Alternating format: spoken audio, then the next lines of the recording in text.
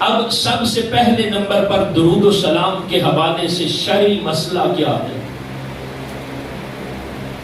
ہر مسلمان کے اوپر ساری زندگی میں،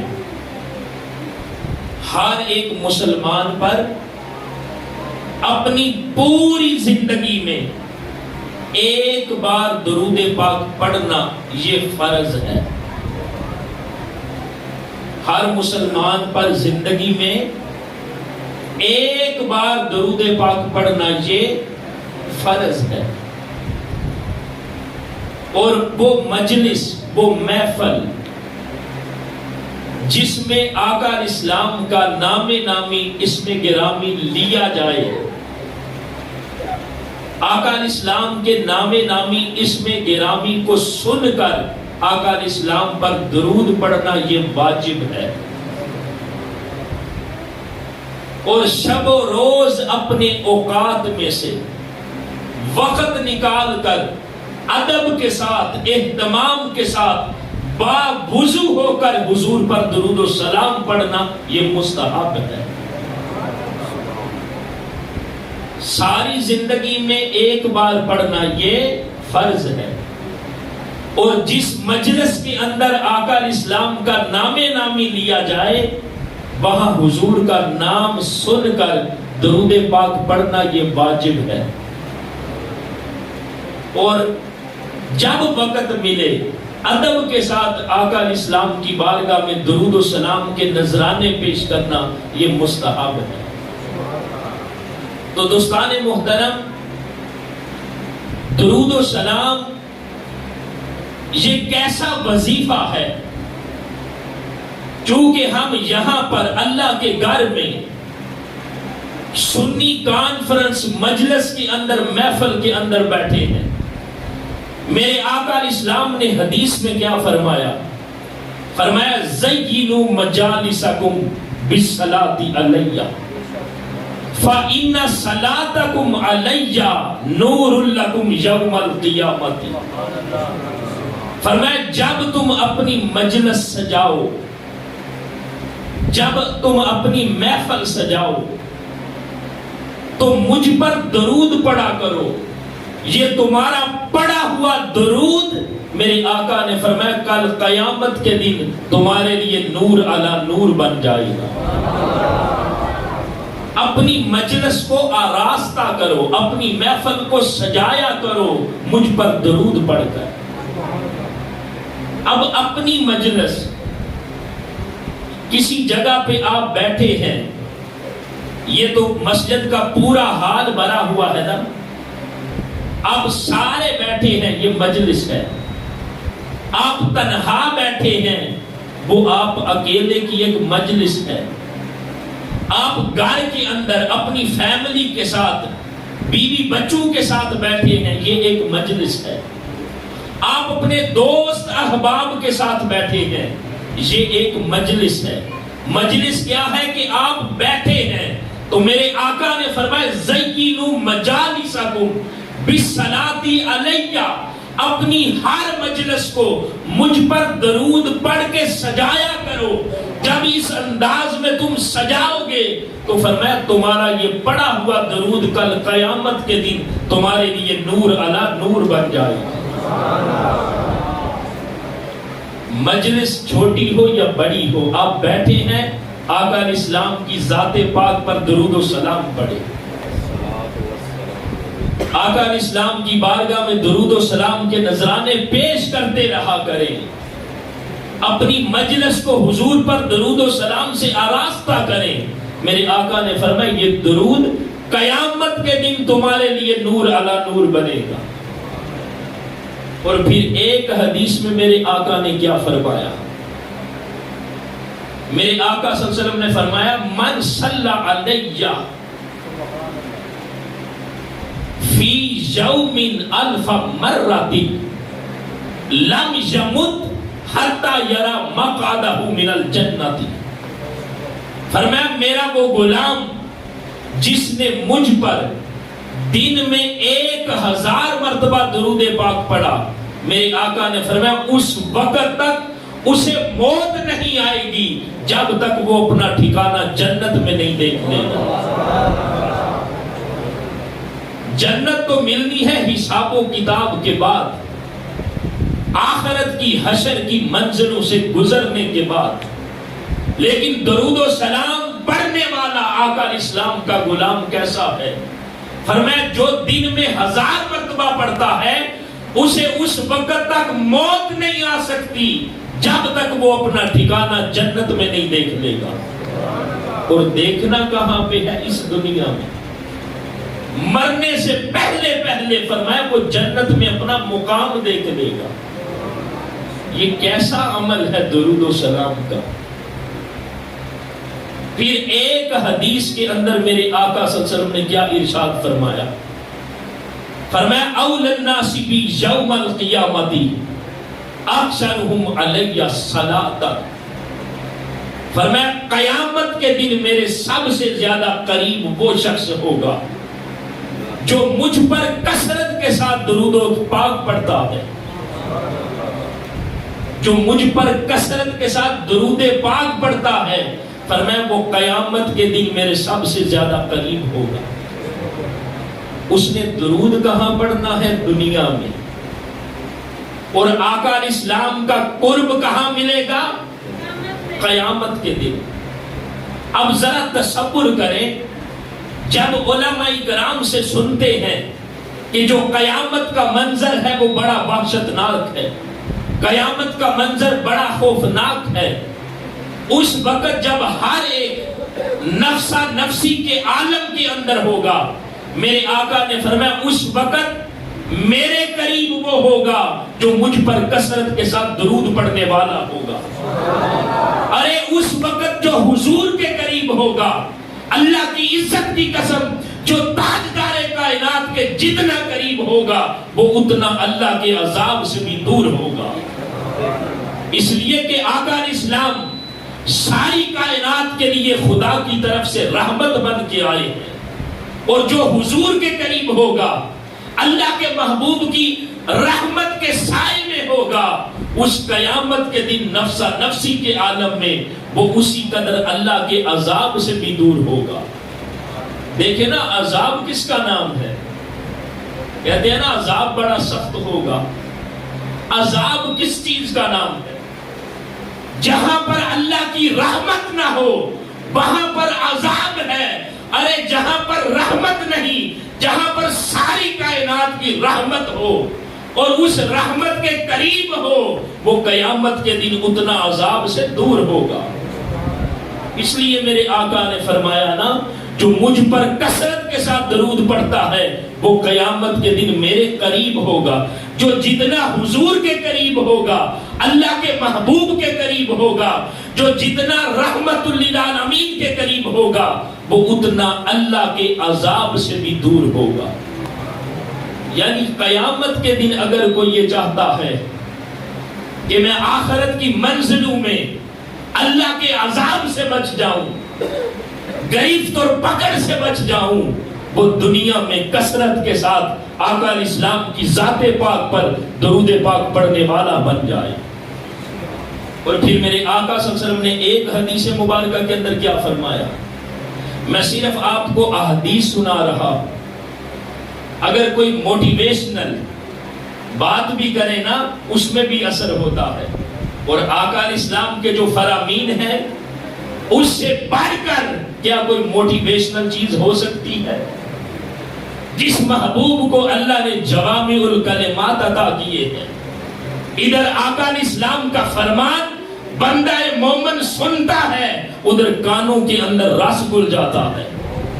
ادھر آقا اسلام کا فرمان سنتا ہے، حدیث کا فیض کانوں تک پہنچتا ہے، بندہ مومن کی زندگی کے معاملات بدل جاتے ہیں، بندہ مومن کی زندگی کی ترجیحات بدل جاتی ہے۔ اس لیے میں احادیث مبارکہ کوٹ کر رہا۔ پھر ایک حدیث میں میرے آقا صلی اللہ علیہ وسلم نے کیا فرمایا؟ ام المومنین حضرت عائشہ صدیقہ روایت کرتی ہے، میرے آقا نے فرمایا من سرہ ان یلقى اللہ راضیا فلیکثر الصلاۃ علیہ۔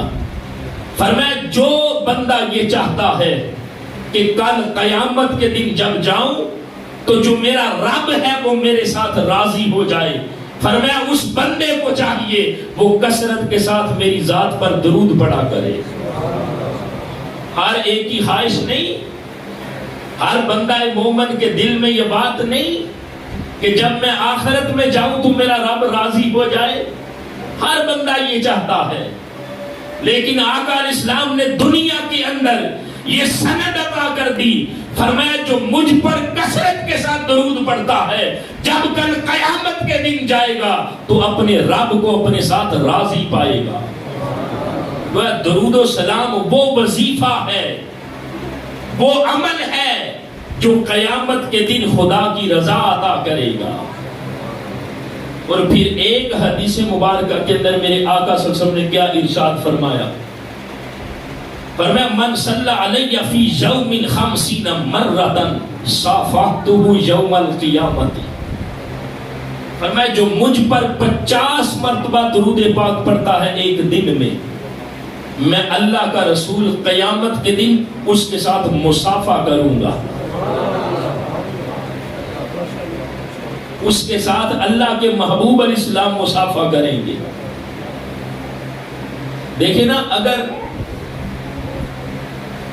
قبلہ ڈاکٹر صاحب بھی شاہ صاحب بھی ذکر کر رہے تھے نا, اگر کوئی کسی بڑے سے سلام لے لے تو یوں سمجھ لے کہ اس کے پاؤں زمین پر نہیں ٹکتے. میں اس سے ملا ہوں, میں نے اس سے مصافحہ کیا ہے, میں نے اس کے ساتھ تصویر بنائی ہے. تو میرے آقا صلی اللہ علیہ وسلم دیکھیں, ارے میرے آقا صلی اللہ علیہ وسلم تو وہ ہستی ہیں خدا کے بعد جس ہستی کا سب سے بلند مقام ہے وہ میرے محبوب آقا کی ہستی ہے. وہ میرے محبوب آقا فرما رہے ہیں, فرمایا جو مجھ پر 50 مرتبہ درود پاک پڑھتا ہے میں اللہ کا رسول اس کے ساتھ مصافحہ کروں گا. اس سے بڑھ کر بھی کیا کوئی انعام ہو سکتا؟ اور پھر ایک حدیث مبارکہ کے اندر میرے آقا صلی اللہ علیہ وسلم نے ارشاد فرمایا جو مجھ پر ایک بار درود پاک پڑھے اس پر اللہ رب العزت 10 رحمت نازل فرماتا ہے, اور جو 10 مرتبہ درود پاک پڑھے اس پر اللہ رب العزت 100 رحمت نازل فرماتا ہے. اور پھر فرمایا جو مجھ پر 100 مرتبہ درود پاک پڑھے اللہ رب العزت لکھ دیتا ہے کہ یہ میرا بندہ نفاق سے بری ہے, یہ میرا بندہ دوزخ کی آگ کے عذاب سے بری ہے. تو درود و سلام کیسا عمل ہے, یہ کیسا وظیفہ ہے. اگر اس آئینے کے اندر, اس شیشے کے اندر ہم خود کو دیکھیں تو یہ علامت اور یہ نشانی, ہم سنی ہے نا, ہم اہل سنت ہے نا, تو ہمارے اندر یہ علامت کتنی پائی جاتی ہے, ہمارے اندر یہ نشانی کس قدر پائی جاتی ہے. کیا ہم ہر روز اپنے محبوب آقا کی ذات پاک پر درود و سلام کے نذرانے پیش کرتے ہیں؟ دیکھیں, اگر بندہ کسی سے ملتا ہے نا, بندہ کسی کو جانتا نہیں, کسی اجنبی سے ملتا ہے تو اس کا تعلق کیسے بنتا ہے؟ جب اس کو سلام کرتا ہے نا اجنبی کو, اس کے ساتھ تعلق بنتا ہے. اجنبی سے ملے تعلق بنانا ہو تو سلام سے ابتدا کرتے ہیں. ارے آقا علیہ السلام کا وہ غلام, آقا علیہ السلام کا شمع رسالت کا وہ پروانہ جو اپنے شب و روز میں سے وقت نکال کر ادب کے ساتھ باوضو ہو کر اہتمام کے ساتھ اپنے محبوب آقا کی ذات پاک پر درود و سلام پڑھتا ہے تو اس کا اللہ کے محبوب کے ساتھ ایک تعلق بنتا ہے. سلام سے بڑھ کر اور درود سے بڑھ کر آقا علیہ السلام کی معرفت کا اور قرب کا اور کون سا عمل ہو سکتا؟ درود و سلام وہ عمل ہے جب آقا علیہ السلام کے ساتھ تعلق قائم ہوگا. تو ایک حدیث میں میرے آقا نے کیا فرمایا؟ فرمایا لِجَارِدَنَّ عَلَى الْحَوْدِ أَقْوَامٌ مَا عَارِفُهُمْ إِلَّا بِكَثْرَةِ الصَّلَاةِ عَلَيَّ. فرمایا حوض کوثر پر بہت سارے لوگ آئیں گے، بہت ساری جماعتیں آئیں گی، بہت سارے گروہ آئیں گے. جب میں اللہ کا رسول ان کو دیکھوں گا تو دیکھ کر پہچان لوں گا، اور اس پہچان کی وجہ کیا ہوگی؟ میرے آقا نے فرمایا وہ مجھ پر کثرت کے ساتھ درود پڑھنے والے. حوض کوثر پر میرے آقا نے فرمایا کثرت کے ساتھ درود پڑھنے والے جب آئیں گے تو میں اللہ کا رسول ان کو دیکھ کر پہچان لوں گا. اور پھر یہ کیسا عمل ہے، یہ کیسا محبوب وظیفہ ہے. میرے محبوب آقا صلی اللہ علیہ وسلم نے ایک حدیث مبارکہ کے اندر فرمایا اسمع صلاۃ اہل محبتی وعارفہم. فرمایا جو مجھ پر محبت کے ساتھ درود پڑھتا ہے میں اس کا درود خود سنتا ہوں. اور آگے جو حدیث مبارکہ کے اندر الفاظ ہیں وہ سننے والے ہیں، صرف سننے والے نہیں بلکہ دل کے کانوں سے سننے والے. آگے فرمایا وعارفہم، میں ان کو پہچانتا بھی ہوں. جو مجھ پر محبت کے ساتھ درود پڑھتے ہیں میرے آقا نے فرمایا میں ان کو جانتا بھی ہوں، پہچانتا بھی ہوں، اور ان کا درود خود سنتا ہوں. وعارفہم، میں ان کو پہچانتا ہوں. اس لفظ کو دیکھیں نا، ایک ہے جاننا اور ایک ہے پہچاننا. اگر آپ کسی کے بارے میں کسی کو بتائیں گے کہ فلان جگہ پر فلان شخص رہتا ہے تو آپ اس کے بارے میں جان جائیں گے، آپ اس کو پہچان نہیں سکیں گے. پہچان کب ہوتی ہے؟ جب آپ اس کو دیکھ لیں گے. اب حدیث کے لفظ دیکھیں میرے آقا نے کیا فرمایا. فرمایا وعارفہم، میں پہچانتا ہوں. کن کو؟ درود پڑھنے والوں کو. تو پہچان دیکھنے سے ہوتی ہے. مطلب یہ ہے کہ میرا غلام جب وضو کر کے ادب کے ساتھ اہتمام کے ساتھ میری ذات پر درود پڑھتا ہے تو فرمایا میں اس کا درود خود سنتا ہوں اور اس کو پہچانتا ہوں. مطلب یہ ہے کہ درود پڑھنے والے کو میں اللہ کا رسول دیکھتا بھی ہوں. اس لیے کہ پہچان دیکھنے سے ہوتی ہے. تو جو درود پڑھتا ہے میرے آقا فرماتے ہیں میں اس کو پہچانتا ہوں. تو میرے آقا صلی اللہ علیہ وسلم درود ہاں کو دیکھتے بھی ہیں. اور پھر دوستان محترم، درود و سلام کتنا عظیم وظیفہ ہے. کئی احادیث میں نے یہاں پر کوٹ کی ہیں، لیکن درود و سلام پڑھنے والے کو اللہ کی بارگاہ سے جو سب سے بڑا انعام ہے وہ کون سا ملتا ہے؟ کون سا بڑا انعام ہے جو درود و سلام پڑھنے والے کو اللہ رب العزت عطا کرتا ہے؟ آپ کہیں گے اجر ملتا ہے، ثواب ملتا ہے، درجات بلند ہوتے ہیں، گناہ معاف ہوتے ہیں، نیکیاں ملتی ہیں. یہ سارا اجر ہے، لیکن ان سارے اجر و ثواب سے بڑھ کر سب سے بڑا انعام کون سا ملتا ہے؟ درود پڑھنے والے کو. اب اس بات کو سمجھانے کے لیے میں ایک مثال دینے لگا. اس لیے کہ جب بندہ مثال دیتا ہے نا تو مثال دینے سے بندے کو سمجھ اچھی آتی ہے، اور مثال دے کے سمجھانا یہ اللہ اور اس کے پیارے رسول کی سنت بھی ہے. اب مثال کیا ہے؟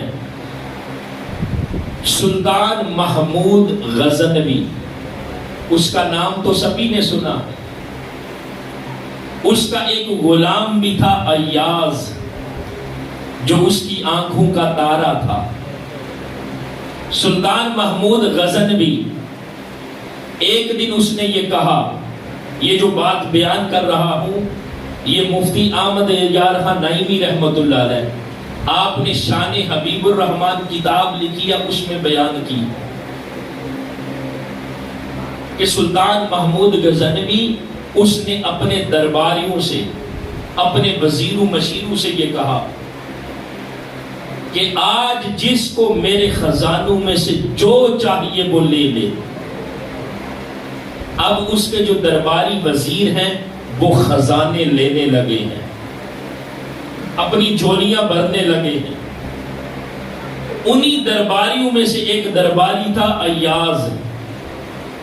بادشاہ نے کہا خزانے لے لو، اس نے کوئی خزانہ نہیں لیا۔ وہ آگے بڑھا ہے اور بادشاہ کے کندھے پہ ہاتھ رکھ دیا اور بادشاہ سے کہا کہ میں نے آپ کے کندھے پر ہاتھ اس لیے رکھا ہے۔ اور بادشاہ نے پوچھا کہ سارے خزانے لے رہے ہیں، تم خزانے نہیں لے رہے، تم نے میرے کندھے پہ ہاتھ رکھ دیا ہے۔ ایاز نے یہ کہا کہ بادشاہ سلامت، مجھے خزانے نہیں چاہیے، مجھے ہیرے جواہرات نہیں چاہیے، مجھے یہ قیمتی موتی نہیں چاہیے، بلکہ ان سارے خزانوں کا جو بادشاہ مالک ہے مجھے وہ بادشاہ چاہیے۔ ان سارے خزانوں کا جو مالک ہے مجھے وہ بادشاہ چاہیے۔ ارے درود و سلام پڑھنے والے، تجھے اجر و ثواب تو ملتا ہی ہے، لیکن یاد رکھ جو سب سے بڑا انعام ملتا ہے درود پڑھنے والے کو وہ یہ ہے کہ درود پڑھنے والے کو اللہ کے محبوب تاجدار کائنات ملتے ہیں۔ نعرہ تکبیر، اللہ اکبر، نعرہ رسالت، نعرہ حیدری۔ جو سارے خزانوں کے بادشاہ ہیں، میرے محبوب آقا نے فرمایا نا زمین و آسمان کے سارے خزانوں کی جو چابیاں ہیں اللہ نے مجھے عطا کر دی ہیں۔ وہ محبوب جو سارے خزانوں کے مالک ہیں، جسے وہ محبوب مل جائیں، مل گئے مصطفیٰ اور کیا چاہیے۔ جسے تاجدار کائنات مل گئے اسے تو سارے خزانے مل گئے۔ تو درود پڑھنے والا وہ خوش نصیب ہے جسے اللہ کے محبوب ملتے ہیں۔ درود پڑھنے کا سب سے بڑا انعام کیا ہے کہ اسے اللہ کے محبوب ملتے ہیں۔ اور پھر دوستان محترم، درود و سلام کی بے شمار برکات ہیں۔ حضرت سفیان ثوری رحمت اللہ علیہ، آپ نے ایک نوجوان کو دیکھا کہ وہ کعبے کا طواف کرتا ہے، مینا کے اندر جس جس جگہ پر جاتا ہے وہ درود پاک ہی پڑھ رہا ہے، قدم اٹھاتا ہے درود پڑھتا ہے، قدم رکھتا ہے درود پڑھتا۔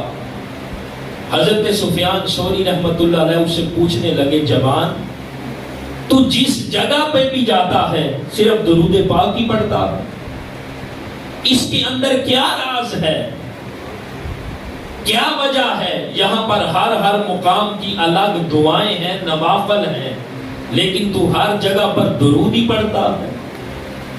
اس نوجوان نے کہا حضور وجہ یہ ہے کہ میں خراسان سے چلا ہوں، جب کوفے پہنچا ہوں تو میرا باپ، میرا والد میرے ساتھ تھا، میرا باپ بیمار ہوا ہے اور اسی بیماری کی وجہ سے میرے باپ کا انتقال ہو گیا، اور جب میرے باپ کا انتقال ہوا تو میں نے اپنے باپ کا جو چہرہ ہے وہ ڈانپ دیا ہے، اور پریشان ہوں کہ میں اپنے والد کو کفن دفن کیسے کروں۔ کہتا تھوڑی دیر کے بعد جب میں نے اپنے باپ کے چہرے سے جو پردہ ہے وہ ہٹایا ہے تو دیکھا کہ میرے باپ کا جو چہرہ ہے وہ نعوذ باللہ گدھے کی شکل اختیار کر گیا، یعنی اس کی شکل بگڑ گئی ہے، اور میں پریشان ہوں کہ میں لوگوں کو کس منہ سے کہوں، میرے باپ کا تو چہرہ دیکھنے کے قابل نہیں، میں لوگوں کو کس منہ سے کہوں گا کہ آئیں میرے باپ کی تجہیز و تکفین کے لیے۔ وہ نوجوان کہتا ہے میں پریشان ہوں، اپنا جو سر ہے وہ اپنے دونوں زانوں کے اوپر رکھا ہے اور اسی پریشانی میں ہوں کہ میں کیا کروں۔ وہ نوجوان کہتا ہے تھوڑی سی دیر گزرتی ہے کہ ایک حسین و جمیل چہرے والی شخصیت وہ تشریف لاتے ہیں اور میرے باپ کے چہرے سے کپڑا ہٹا کر ایک بار نورانی نظر سے دیکھتے ہیں اور اس کے بعد چہرہ ڈھانپ دیتے ہیں اور پھر مجھے مخاطب کر کے فرماتے ہیں کیوں پریشان ہے؟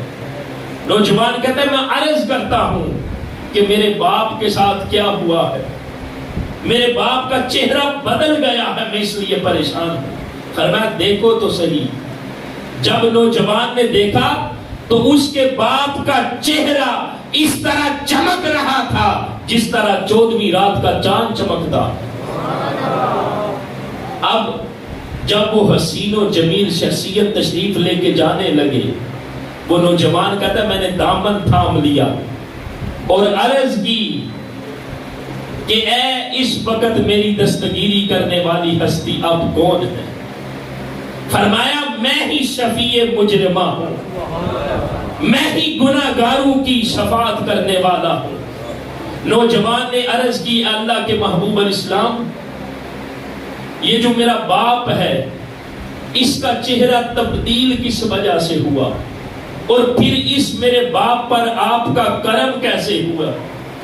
فرمایا اس لیے کہ جو تیرا باپ تھا یہ بہت بڑا سود خور تھا اور اللہ کا قانون یہ ہے کہ سود خور کی شکل یا دنیا میں تبدیل ہوگی یا آخرت میں تبدیل ہوگی، یہ اللہ کا قانون ہے۔ اور اس نوجوان نے عرض کی کہ میرے باپ پر کرم کیسے ہوا؟ فرمایا اس وجہ سے کہ تیرا باپ جب ہر روز سونے کے لیے بستر پر جاتا تھا اس وقت تک سوتا نہیں تھا جب تک وہ میری ذات پر 100 مرتبہ درود پاک نہیں پڑھ لیتا تھا۔ تیرا باپ اس وقت تک سوتا نہیں تھا جب تک مجھ پر 100 مرتبہ درود پاک نہیں پڑھ لیتا تھا۔ تیرے باپ کا یہ معمول تھا کہ ہر روز سوتے وقت مجھ پر 100 مرتبہ درود پاک پڑھتا تھا۔ اور پھر فرمایا انا غیاث لمن یکثر الصلاۃ علی، میں ہر اس ایک کا مددگار ہوں جو مجھ پر کثرت کے ساتھ درود پاک پڑھتا ہے۔ اور پھر وہ نوجوان کہتا ہے میں نے دیکھا کہ صبح ہر طرف سے لوگ آ رہے ہیں میرے باپ کی تجہیز و تکفین کے لیے، کفن دفن کے لیے لوگ آ رہے ہیں، کشاں کشاں چلے آ رہے ہیں اور میں حیران ہوں کہ کہاں سے آئے ہیں۔ کہتا ہے میں نے پوچھا کہ تمہیں کس نے بتایا ہے؟ آگے سے جواب ملتا ہے کہ ہم نے آواز سنی ہے جو یہ چاہتا ہے کہ اس کو بخشا جائے وہ فلاں شخص کے جنازے میں شامل ہو جائے۔ تو یہ ساری برکات ان کو کہاں سے ملی ہے؟ یہ ساری رحمتیں اور برکتیں کہاں سے اور کیسے ملی ہیں؟ راز صرف ایک ہے، جو آقا علیہ السلام کی ذات پاک پر کثرت کے ساتھ درود پاک پڑھتا ہے آقا علیہ السلام کی نگاہ رحمت کے اندر آ جاتا ہے۔ تو دوستان محترم، ہم آقا علیہ السلام کے غلام ہیں، ہم شمع رسالت کے پروانے ہیں۔ آقا علیہ السلام کا کوئی غلام بھی ہو اور وہ اپنے محبوب آقا کی ذات پاک پر درود پاک نہ پڑھے۔ اب اگر کوئی بڑا دعویٰ کرتا ہے نا میں بڑا سنی ہوں، میں بڑا اہل سنت ہوں، میں نے آپ کے سامنے سنی کی نشانی بیان کی ہے، ایک نشان ہے، اس کی کئی جہتیں ہیں، کئی پہلو ہیں جن پر گفتگو ہو سکتی ہے، لیکن صرف ایک نشانی بیان کی ہے کہ سنی کی نشانی کیا ہے؟ وہ کثرت کے ساتھ اپنے محبوب آقا پر درود و سلام پڑھتا۔ اگر وہ درود و سلام نہیں پڑھتا تو سمجھ لے کہ اس نے اہل سنت کا بورڈ لگایا ہوا ہے، اندر کچھ نہیں ہے۔ لیکن جیسے دکاندار اگر کوئی باہر بورڈ لگا لے اور اندر اس کے پاس وہ چیز نہ ہو، اگر کوئی اہل سنت کا بورڈ لگا لے، ٹائٹل اور لیبل لگا لے اور وہ درود و سلام نہ پڑھتا ہو، وہ سب کچھ تو ہو سکتا ہے لیکن وہ اہل سنت نہیں ہو سکتا۔ اس لیے کہ سنی کی علامت اور پہچان یہ ہے کہ وہ آقا علیہ السلام کی ذات پاک پر کثرت کے ساتھ درود و سلام پڑھنے والا ہوگا۔ تو دوستان محترم، پیر کرم شاہ صاحب الازہری رحمت اللہ علیہ آپ اپنی ملفوظات کے اندر فرماتے ہیں کہ آقا علیہ السلام کے ہر غلام کو، ہر امتی کو چاہیے کہ اپنے اوقات میں سے وقت نکال کر وضو کر کے اہتمام کے ساتھ با ادب ہو کر اپنے محبوب آقا کی بارگاہ میں درود و سلام پڑھا کرے۔ اور درود و سلام کیوں پڑھے؟ پیر مہر علی شاہ صاحب رحمت اللہ علیہ آپ ہر وقت ہاتھ میں تسبیح رکھا کرتے تھے، جس طرح بزرگوں نے بھی رکھی ہوئی ہے۔ اکثر بزرگوں کو دیکھتے ہیں ہاتھ میں تسبیح ہوتی ہے، اور وجہ پوچھتے ہیں کیوں رکھی ہے؟ آقا علیہ السلام پر درود و سلام پڑھتے ہیں۔ پیر مہر علی شاہ صاحب رحمت اللہ علیہ، کون مہر علی؟ تاجدار گولڑا۔ آپ کو پتہ ہے جب سن 1900 کو مرزا قادیانی نے دعویٰ کیا تھا جھوٹی نبوت کا، اور اس نے چیلنج کیا تھا کہ کوئی مسئلہ میرے سامنے تو آئے، پیر مہر علی شاہ صاحب رحمت اللہ علیہ، تاجدار گولڑا اور پیر جماعت علی شاہ صاحب رحمت اللہ علیہ آپ تشریف لے کے گئے، اور مرزا قادیانی نے پتہ کیا کہا تھا؟ اس نے کہا تھا یہ جو سورہ فاتحہ ہے نا، کوئی مسئلہ میرے سامنے آئے سورہ فاتحہ کی تفسیر لکھتے ہیں، جس کی تفسیر ہر طرح سے اچھی ہوئی وہ سچا ہوگا۔ اب تاجدار گولڑا نے کیا فرمایا؟ فرمایا نہیں، قلم کے ساتھ کوئی بھی لکھ سکتا ہے، ذرا میدان میں آ، کاغذ اور قلم رکھتے ہیں، جس کا قلم خود لکھے گا وہ سچا ہوگا۔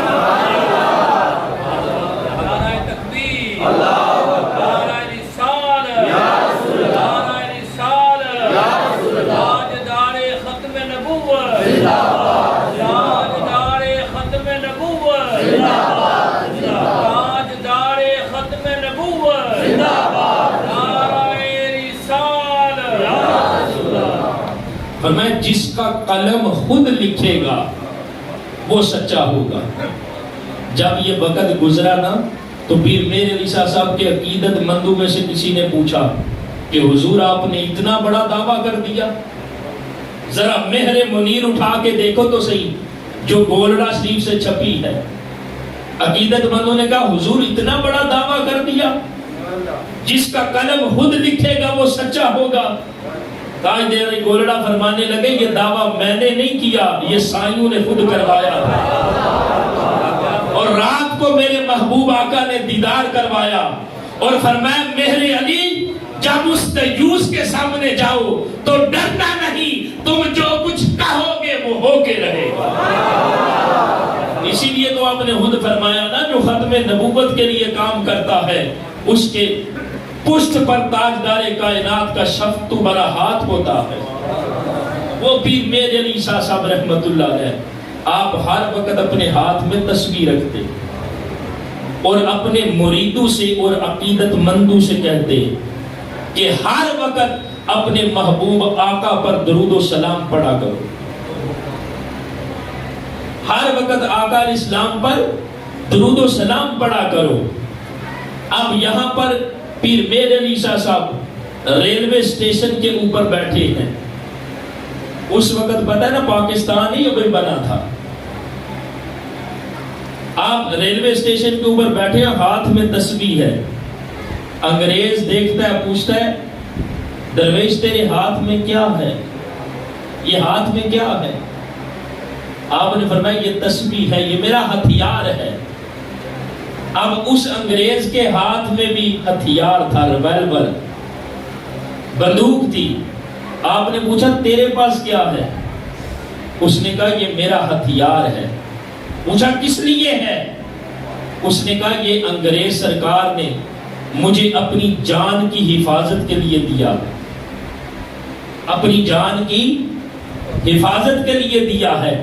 اب پیر مہر علی شاہ صاحب آپ کے ہاتھ میں جو تسبیح پوچھتا ہے، آپ کے پاس میں بھی ہتھیار ہے، یہ کس لیے ہے؟ آپ نے فرمایا کہ بغداد والے پیر نے مجھے میرے ایمان کی حفاظت کے لیے دیا۔ جو تیرا ہتھیار ہے یہ جان کی حفاظت کرتا ہے، اور جو مہر علی کا ہتھیار ہے یہ ایمان کی حفاظت کرتا ہے۔ اب دوستان محترم، اس نے پوچھا یہ جو آپ کا ہتھیار ہے اس کا کوئی کمال بھی ہے؟ پیر مہر علی شاہ صاحب فرمانے لگے تمہارے ہتھیار کا بھی کوئی کمال ہے؟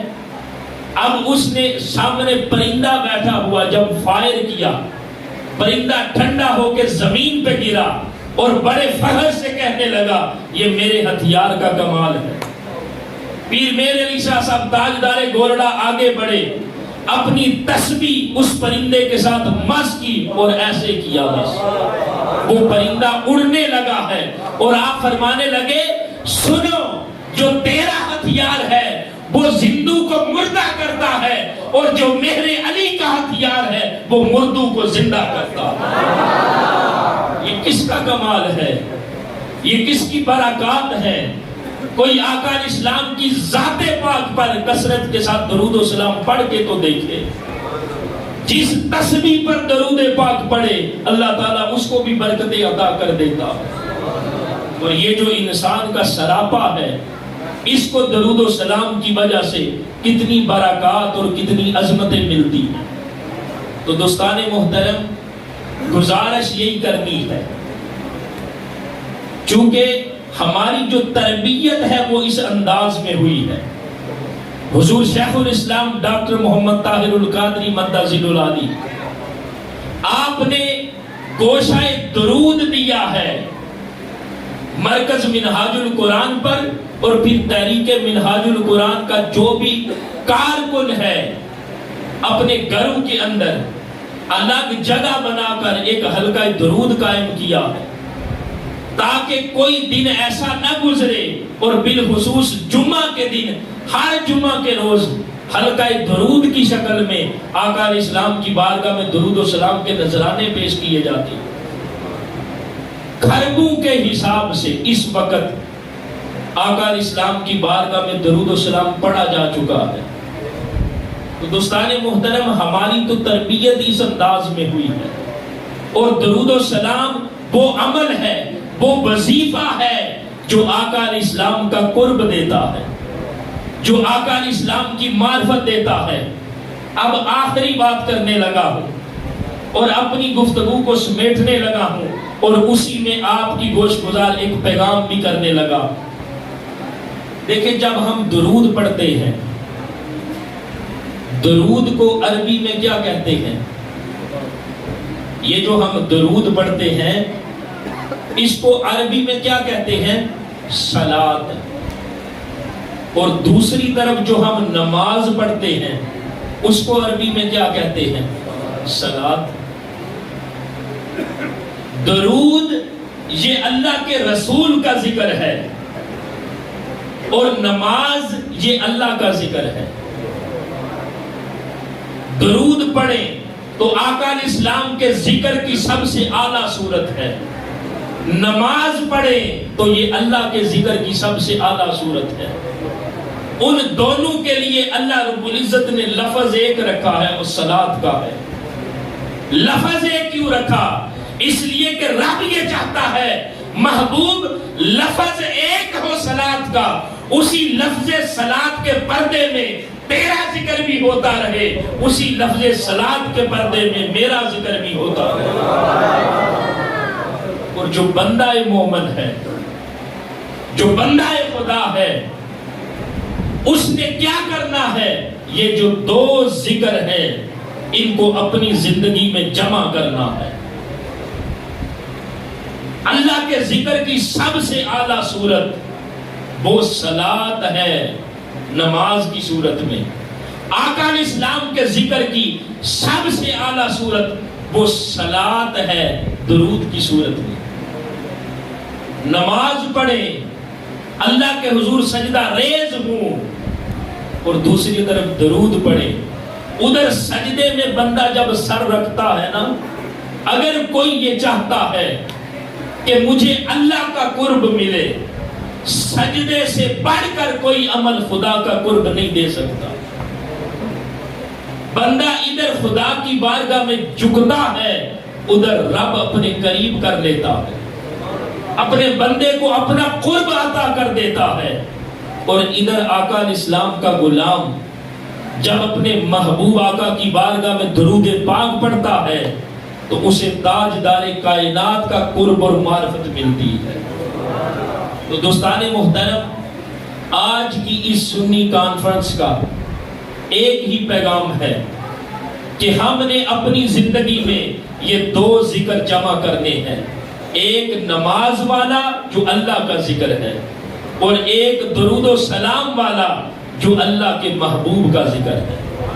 اور جس کی زندگی میں یہ دو ذکر جمع ہو گئے، جو ان دو اذکار کو اپنی زندگی میں جمع کرنے میں کامیاب ہو گیا، وہ سمجھ لیں نماز کی برکت سے اور درود پاک کی برکت سے آخرت میں نجات پانے والا ہوگا۔